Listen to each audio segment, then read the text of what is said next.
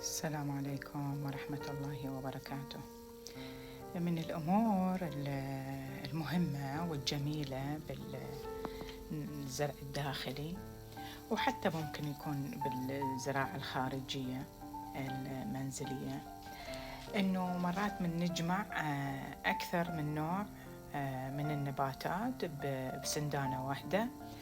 الغاية من عندها صراحة هو مرات يصير يسمونها العلاقة كيميائية بين مجموع النباتات، وأنا عملا بهذا المبدأ إنه بعض السناتين عندي إنه واحدة من النباتات تكون شوية ضعيفة، فعملت على إنه أضيف نبتة أخرى بجانبها حتى إنه ننشط هذا العامل، إنه عامل الكيمياء بين النباتات، وتصير تدفع مع بعض.